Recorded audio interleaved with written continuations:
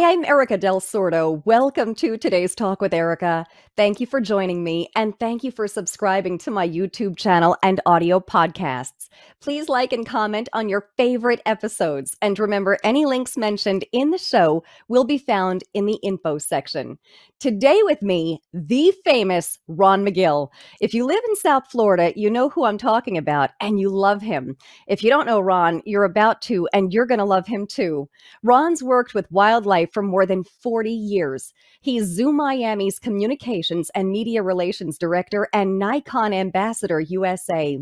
As Zoo Miami's Goodwill Ambassador, he made frequent television appearances on many programs, including National Geographic Explorer, the Discovery Networks, The Today Show, Good Morning America, The Late Show, CBS This Morning, Dateline and CNN, as well as on Spanish networks Univision and Telemundo. Welcome, Ron. For that incredible introduction, Erika. I appreciate that. It is my absolute pleasure. I'm so happy to have you on the show. You and I go back about 20 years ago when I worked for NBC6. I'd started as an intern around that time. And I remember, I don't know if you remember, you came in with all the animals and you tried scaring me with a snake, but it wasn't a snake. It was an empty box. That was about 2001. I'm sure you don't remember this. I just was probably just thinking, God, how do I say hi to this very beautiful woman who's working here in the thing? And it's always a good way to break the ice with animals. So I didn't have an animal in the box, but that's probably what I tried.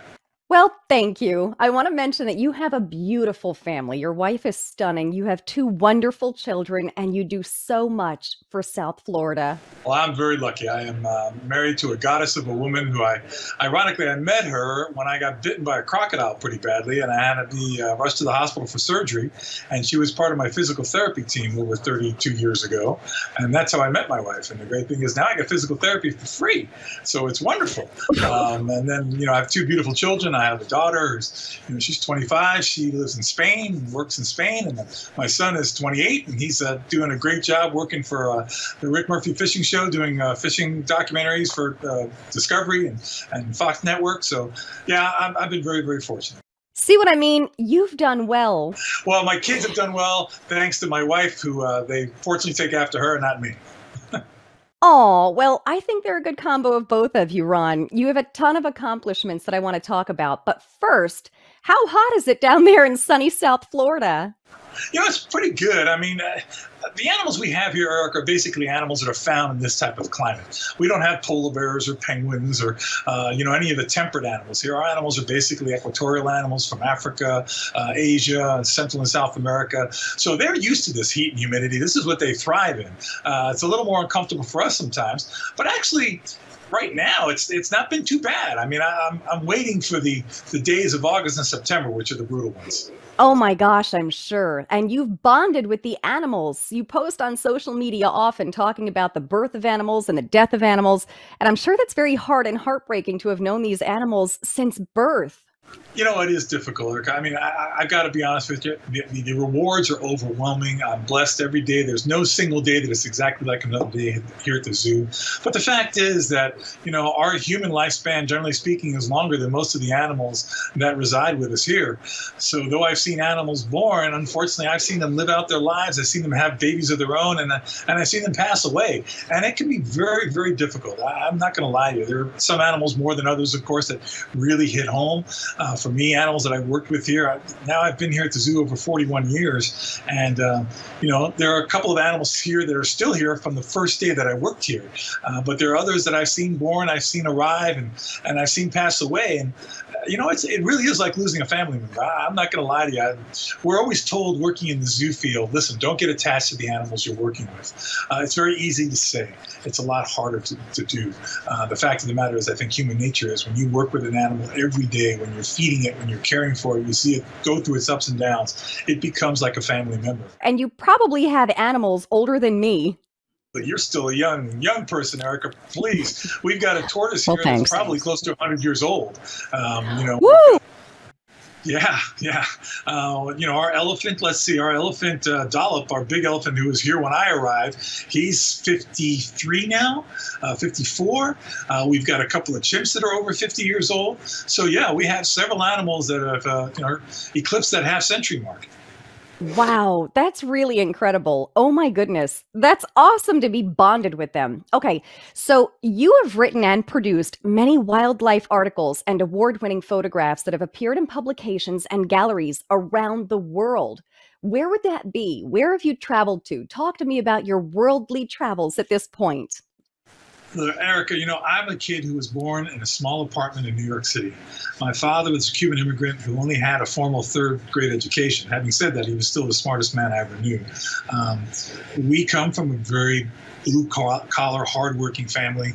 We moved down to Miami when I was 12 years old in 1972, and my passion always was with animals. I talk to kids today and I say, you guys are so lucky because when you look at television today, there's this plethora of wildlife programming. You've got the Discovery Networks, Animal Planet, National Geographic Channel, the Smithsonian Channel, all these channels that have wonderful wildlife programming. When I was a kid, there really was only one show.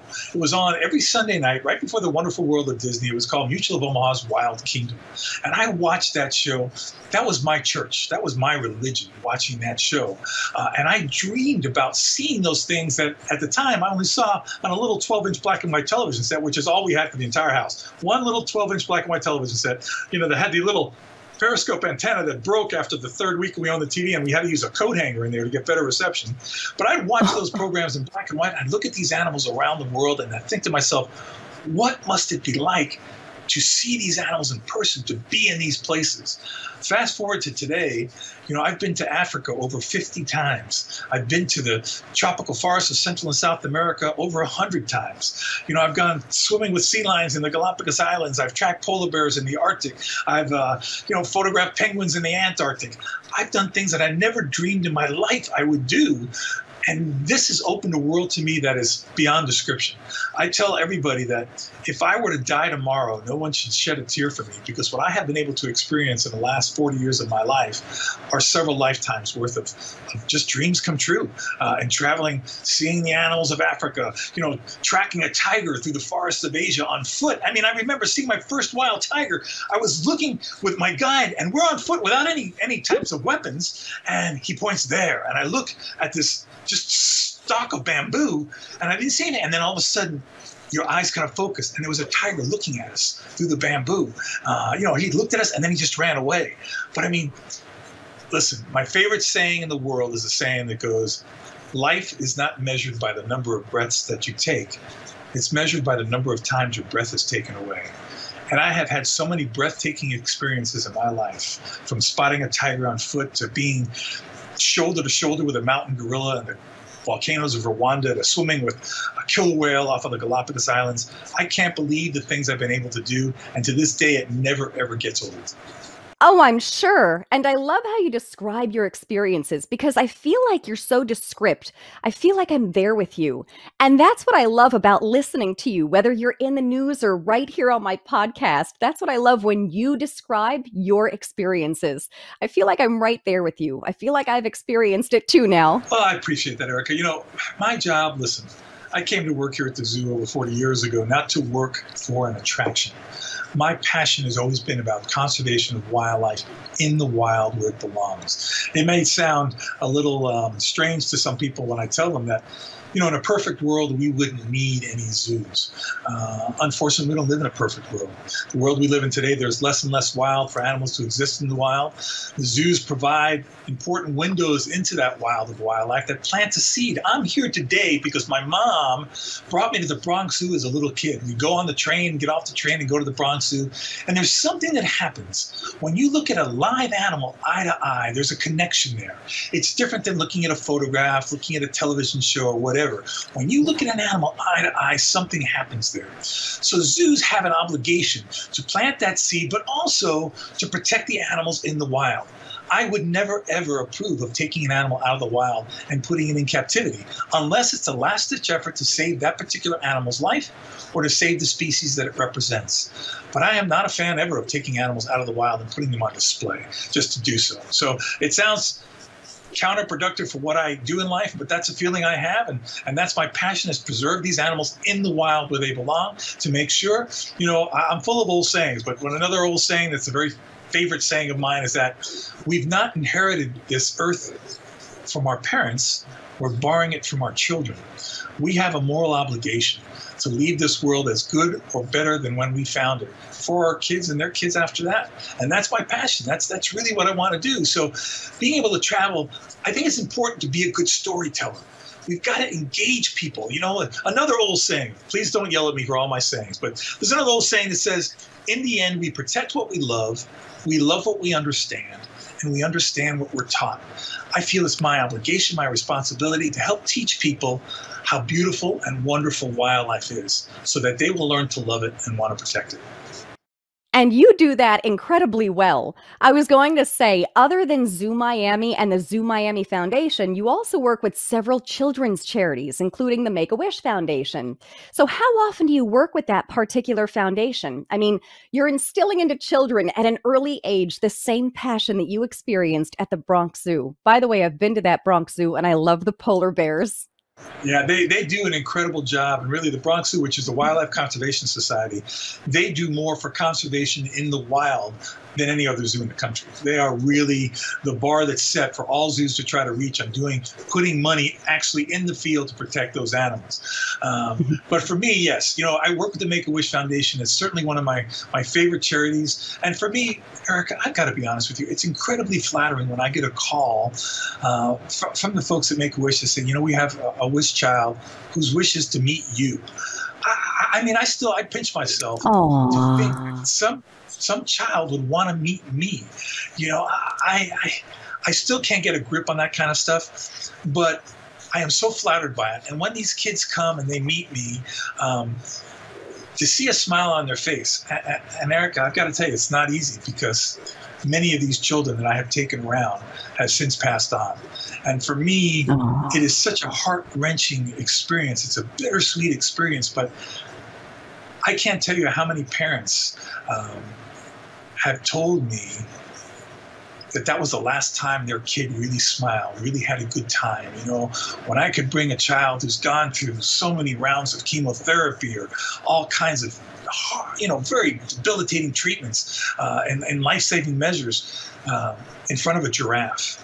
And I put them face to face in front of a giraffe, and that 16-inch long tongue comes out and grabs a leaf out of their hand, and they get giraffe slobber on their hands, and they start giggling and laughing. And I look at their parents, and their parents are crying. Their parents are crying because they see their kid happy, you know, and that's something that I think animals have a power of doing with kids. You can see that whether it be therapy with horses, with dogs, even dolphins, autistic children who seem to be able to bond with animals. And on the flip side, animals seem to understand these children. It's amazing to me how animals seem to know when a child needs something. There's so much we can learn from animals, Erika. I learn something every day from animals. And for me to be part of Make-A-Wish, to bring at least a smile to these kids, to these families, just for a moment, is one of the most priceless things that I have been given the privilege to do. I'll say this, it's probably going to sound a little strange to people listening, but I always try to remind people that animals have been my life. I try to dedicate myself to protecting them. But having said that, there is no single animal life that's more important than a single human life. And we need to keep those priorities in perspective, because if we take care of the people the right way, they will in turn take care of the animals. Oh, that's so true. Again, as a testament to how well you describe things, you brought tears to my eyes. I don't know how you do it with the Make-A-Wish Foundation children. That's something I could not do. I don't think I could work with children going through that. You could. I said the same thing. But I'm telling you, when you get that smile, you can do it because it stays with you. It stays with you. And, you know, I remember a very wise man once said at someone's funeral, he said, listen, I promise you the day will come when the thought of this person will bring a smile to your face before it brings a tear to your eye. And it's so true. Yeah. I have the photographs of several of these children who have passed on in my office. And I don't look at them and cry anymore. I look at them and smile because I remember the time that we had. These are things that are priceless. I know the kind of person you are, Erika, and you say that you probably couldn't do it because you're so passionate, you're so emotional, you're so connected with kids. But it's just because of that I know you could. Well, thank you. I'm happy that you have faith in me. Thank you. I'm sure I could, but that is something else. I mean, Ron, you're their Superman. Oh my goodness. Hey, by the way, your favorite accomplishment is the establishment of the Ron Magill Conservation Endowment at the Zoo Miami Foundation. It's the largest of its kind. Tell me about it. What is going on? Is that the latest that's happening? Well, for me, thank you so much for giving me the opportunity to talk about it, because it is what I'm most proud of in my entire career, really in my entire professional life, because like I told you, I didn't come here to work for an attraction. I feel that we as a zoo have an obligation to protect the animals we have here on exhibit in the wild where they belong. Because the bottom line is this, Erika, if the zoo is the last place that we can safely see these animals, then we as an institution have failed miserably in what should be our primary goal. And that is to ensure that these animals can live in the wild where they belong and that they can be seen in the wild. I quite frankly, got a little frustrated after a while that I didn't think the zoo was really putting enough money into the conservation in the wild. We were spending millions and millions of dollars building these new exhibits. And, they weren't putting enough money, and it wasn't really a fault of their own. What happened is everything went over budget, and the money that was, put aside for conservation, all of a sudden, we got to use this money now to finish the exhibit, or we're not going to be able to finish the exhibit. And then the money wouldn't go to conservation. I said, you know what? The priorities are all wrong here. We've got to make the priority the conservation, not the finishing of the exhibit, but the conservation, because that's what we're here for. To make a long story short, I just got frustrated and I said, listen, I'm going to just try to raise money on my own that I will then put into an endowment, create an endowment under the Zoo Miami Foundation, which is our 501c3 organization. And that endowment is going to be restricted. I want to make sure that when that money goes in that endowment, no one can touch it, and that the money that's produced by the endowment can only be used to protect animals in the wild where they belong, or to provide scholarships and educational opportunities for people who have a goal of working in wildlife conservation. Wow, that's huge, Ron. That's huge. Well, quite frankly, Erika, I didn't know if I was going to be able to do it, because for anybody who's familiar with an endowment, to really have any kind of significant endowment, I'd have to raise $1 million. In my heart, I'm just a zookeeper. I'm not a fundraiser. I don't know anything about that development stuff. I don't know I just knew how important it was to me that we do things for conservation. I could not continue working at the zoo if it was simply to just build attractions. I said to myself, I got to a point, 2015 is when it was, when I said, God, I've been here for 35 years. What's my legacy? Is it just talking about animals and doing television shows? That's not anything to really be proud of for me. I came into this business to do something to protect animals in the wild in the long term. So I said, I want to start this endowment. Quite frankly, a lot of my peers laughed at me. They said, you're out of your mind. You're never going to be able to raise $1 million. Who do you think? Really? And Erika, that's where I'm so thankful to people like yourself and all my good friends. Behind me, you see pictures of all the media folks that I've been able to work with. I have been so fortunate to be trained by great journalists, great camera people who taught me how to be a communicator. And by putting me on television, what that did, because quite frankly, it makes me uncomfortable a lot of times. People come, can I take a picture with you? And I say, sure. And they might ask for an autograph, and I'll go, my autograph's not worth anything. So I feel kind of awkward doing that kind of stuff. And I don't mean to discredit people, but the bottom line is we live in a very shallow society today. People see people on television and they think they must be important because they're on television. It's like people who see somebody with 100,000 followers, they think, oh my gosh, that must be someone important. The reality is this whole follower thing, this whole television thing, a lot of times gives credibility to people who don't deserve it. I'm one of those people. I know what you mean. Okay, I really am. I'm just an ordinary zookeeper, Erika, and I want to protect animals. I want to make sure my kids and their kids after that can see the wild places that I've been gifted to see. But fortunately, because of the television, I was able to connect to a lot of influential people. And to make a long story short, I raised money, and I'm very proud to say that the Ron Magill Conservation Endowment is now at $2.3 million, every penny I raised by myself. Wow. And none of that money came from any corporations or any big organizations. I've had a couple of foundations, but everything has basically been from individual people who believed in this cause. And the great thing about that, Erika, is that, long after all of us are dead and gone, that endowment will be there, and it provides tens of thousands of dollars every year to conservation groups all around the world. I particularly try to concentrate in our own backyard. I just finished buying a brand new research van for the Audubon Society in Florida for their science center in the Keys to do all the work they're doing in Florida Bay. I bought a new vehicle for a wildlife rescue of Dade County, the wonderful rehabilitation group that rescues all the native wildlife and rehabilitates and releases it back in the wild. These are the people we need to support. They do such great hard work, and we need to support them financially so they can continue doing that work. It's very easy to write a check, Erika. It's a lot harder to do the work. Well, that's what I'm saying. That's what makes you Superman. Who else thinks of that? You thought of this, and it's going to help so many children and so much wildlife. You thought of this amazing thing. You've turned it into $2.3 million on your own. Well, that's just, it has nothing to do with me. It has to do with great friends, great people who believe. Yes. People who never wanted even their names mentioned. They want to be anonymous. People who sometimes gave me $10,000, $20,000, $30,000 towards this endowment out of their own pockets. Wow. I'm moved to tears sometimes when I think about these strangers who came up to me after hearing me talk and said, I believe, and they write me a check, and it's, $5-figure check. And I'm like, I'm blown away by this. Wow. I've never seen a 5-figure check for anything of mine. Right. I'm a zookeeper. I can't comprehend that. So this generosity has been so overwhelming for me. And I just want everyone who's given to be proud to see what they're doing, to see the animals they're saving, and will continue to save. Again, it's not as much a donation as it's been an investment. They've invested in the future of wildlife because long after we're all gone, it will continue providing tens of thousands of dollars for conservation. See, and that's what's nice. For those who have donated, that people can see their money going to work. I think that's wonderful. Ron, you're always doing amazing things, and you really are such a hero to children, especially, me as well, but so many people. You really are a hero. You do so much. Speaking of doing so much, what's the latest happening now at Zoo Miami, or even yourself? Tell me about what's the latest. What can we expect for 2021? And to add to that real quickly, I want to say that we're now at the start of hurricane season. That started on June 1st. So talk to me about what precautions you're taking at the zoo and what's the latest for the rest of the year.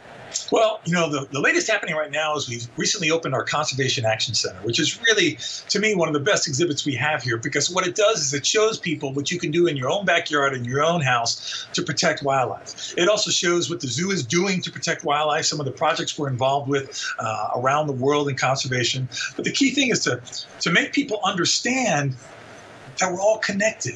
There's that old saying, it's the chain of life. It's the web of life. And every species represents a web.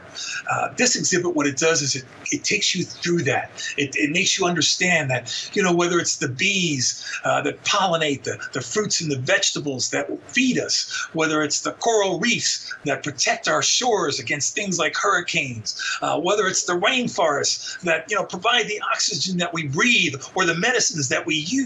It's all connected to us. And by protecting wildlife, by protecting these wild things, we are in effect protecting ourselves. And that's what we've got to try to show people.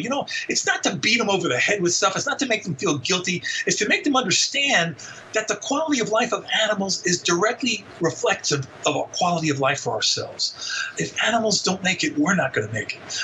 Right. So, we do it in a way that's not a gloom and doom. It's like, wow, did you know this? Did you know this? We talk about things like invasive species. You can go into that Conservation Action Center, and there's this huge, larger-than-life python that you can literally walk through. You walk into its mouth and walk through its body and crawl through its body. And we have some of the invasive species there because Florida is such a unique place in the world in the sense of all the exotic, non-native animals that have been introduced into our environment. A lot of people don't realize this, but there's only one lizard, the little green anole that people may see here in South Florida. That's the only native lizard in South Florida. Every other lizard you see that's not the bright green little native note is an exotic. I did not know that. Exactly. Everything. Iguanas, tegus, monitor lizards. Everything. Geckos. They're all introduced from around the world. Why? Because our climate is Club Med for these animals. Okay? This is paradise for so many of these animals. They get released here, or they escape here, and they find a male, finds a female, and you know what happens next? And then all of a sudden we've got this huge population. Not all of them are invasive or destructive, but a lot of them are. I mean, the pythons being the big poster child for these invasive species. But invasive plants, invasive fish, they have a direct impact on our economy, on our health here, and people need to understand how important that is. People think out of sight, out of mind. And I'm telling you, it all comes back to us in the end. It really does. Truer words have not been spoken. That is absolutely the truth. I'm so happy you've mentioned all of that. And as far as hurricane season goes, yes, always prepare for hurricane season. We are the poster zoo because Hurricane Andrew came right through us. The North Eye Wall, the strongest winds of that storm came through this zoo, destroyed this zoo. And really, in modern history, there had been no zoo that had gone through a natural disaster that like we did with Andrew. So we became kind of the poster child for that. We learned a lot, and now other zoos contact us on what to do, how to prepare. We prepare as well as anyone. But the bottom line is this, Erika. You can never underestimate the power of Mother Nature. God forbid another Category 5 come through here. I'm hoping that Hurricane Andrew was the storm of a lifetime for me because I don't think I could go through that all over again. An incredibly difficult time. But having said that, I also want to say, people always ask me, there must just be horrible memories of Hurricane Andrew. The reality is, the strongest memories of Hurricane Andrew that I have are the way the community bonded, the way people, I'm ashamed to say, it took Hurricane Andrew for me to get to know all the neighbors on my street. We went out, we take a gas grill in the center of the street, and we'd take turns on cooking dinner for the whole block. We had block parties. We all got to know each other for the first time out of necessity, and we realized, what life have we been living for so long? Those types of problems, I think, bring out the best in people. I know they can bring out the worst in people too, but I think there were many more good deeds that were done than bad things that were done. And I think we need to concentrate on that and understand really how good the human spirit is. And that's what Hurricane Andrew taught me. Ron, that's what happens with any natural disaster. Look at 9/11 even. Everyone truly comes together after a tragedy of these magnitudes. And for a moment, it restores everyone's faith in humanity. Unfortunately, it's soon forgotten by some, but really, people do come together after natural tragedies and man-made tragedies, and it's awful. We live in a time now where it seems like there's so much separation. But again, it takes like a ginormous tragedy to watch humanity pull together for each other. And that's always how it happens. It's kind of like a blessing and a curse. And that's actually how I describe COVID-19, to be honest. While there were many folks who became ill, and that would be the tragedy part of it, there were others who needed to become stronger for their families, their businesses, their livelihoods. I mean, business went on for some because it had to, and it showed many people that they can survive. We started doing video calls to maintain business, and people just kept on going. So I think that when something like that strikes, we watch humanity get that much stronger, and we realize that we're all really in this together and how much we're really connected. But outside of something like a Hurricane Andrew occurring, we all seem so separated, and that's sad to me. So, okay, Ron, where can folks find Zoo Miami? Let's talk about where they can find you, where they can find Zoo Miami. Let's talk about the happenings happening in 2021. Sure. Go to zoomiami.org. Very simple. Zoomiami.org. And the website has all kinds of features on it. It tells you what we have to offer as far as interactive experiences, where our presentations are, how you can reserve things like a safari cycle, a scooter, whatever you need to reserve, the directions, of course, the hours, of course. The zoo has different things all the time. We have tons of new babies. We've got 3 new giraffe babies. We have a new baby black rhino. We have baby North American river otters. We have a baby Somali wild ass. So, and there's all kinds of animals still being born. Spring is in the air, literally. So it's things are hatching, things are being born. We had a bunch of crocodiles hatch out. So it has been a very productive year, and hopefully a good sign that 2022 will be much better than 2020 and 2021. Oh, goodness, seriously. I love all baby animals, but especially I love black rhinos. They're so cute. Ron, thank you for being with me. Oh, my pleasure, Erika. Thank you for the invitation. It really has been an honor and a pleasure to speak with you.